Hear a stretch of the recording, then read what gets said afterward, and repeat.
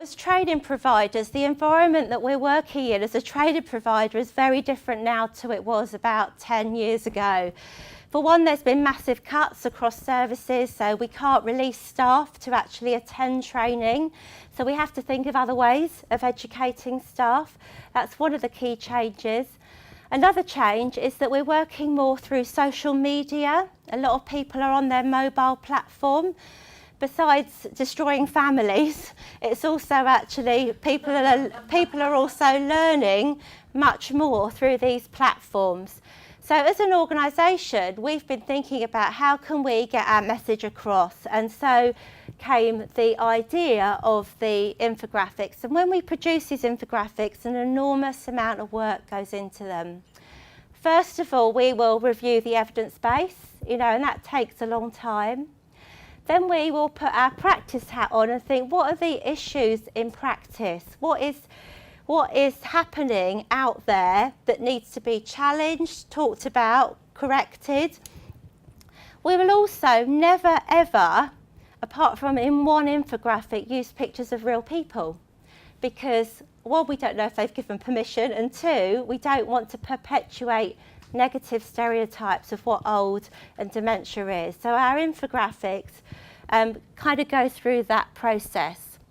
We also need to think about who's going to see these. Are these for families, care workers, health workers? What language do we need to use? What language do we need to challenge? And we started doing this about 3 years ago. We started to develop our infographics and we started sharing them. And the more we shared them, the more people liked them, the more we developed them.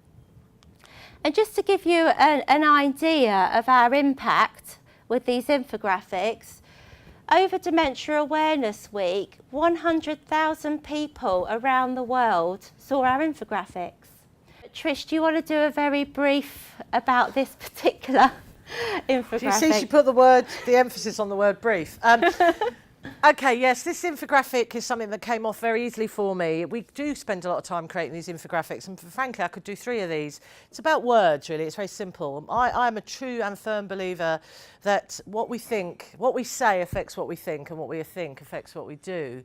So, for instance, for example, when we ask somebody to feed someone, I think that's immediately presuming that the person needs more support than they might need. And I think that the worker's not to blame here. If you say, can you go and feed Michael?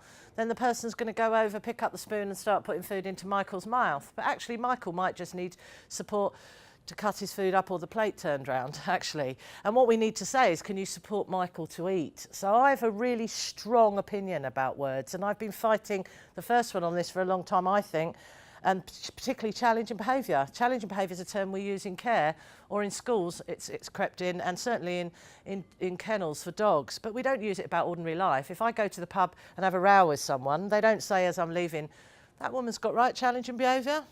No, they might just say you're leery, or you're angry, or you're a pain in the neck, or you're frustrated, or you're drunk, whatever it might be. But they're not going to say you've got challenging behaviour unless you go into care. And in fact, I would argue that I would have that label fairly quickly, as many of us would. So these are the words that I wanted particularly to put on this list, and there are others. And you'll see the infographic. You'll have a chance to see it a bit later. Thank you. That was brief. Thank you. Thank you. I'm learning brief. So I'm just showing you a few of what the subjects we've tackled and who we've tackled them with over the last few years. So another really, really big issue is dehydration. And, even in this day and age, people are still dying of dehydration, and for an older person, it brings all kinds of other risks with it. So this dehydration resource has created a lot of discussion and debate, and a recent Cochrane review shows that actually, checking someone's urine and seeing if somebody's got a dry mouth isn't a sufficient indicator, and actually we should be monitoring the amount of fluids we're giving people. One of the things I will say about training is that people may not remember training after the training, so we've got to find ways of keeping information alive in people's minds. So the infographics are important in embedding learning. I mean, if I asked all of you here, recall exactly everything from a training session you've done recently, actually you would struggle to. Unless you're using it day to day, you would struggle to. So what the infographics do is they remind you at the points of practice what's important. Imagine you've gone to a first aid training and you've forgotten what to do if somebody chokes.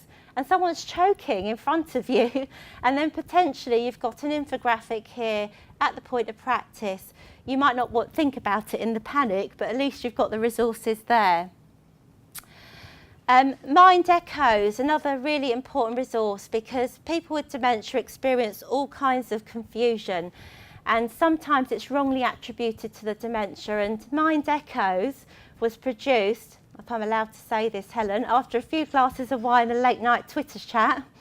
And it was a collaboration, and actually it worked out really well. And it's a really good tool for people to use and to think about the other things that cause confusion. And what this includes is social as well as medical, whereas the other tools is looking very specifically at delirium, this is looking at other things around social things.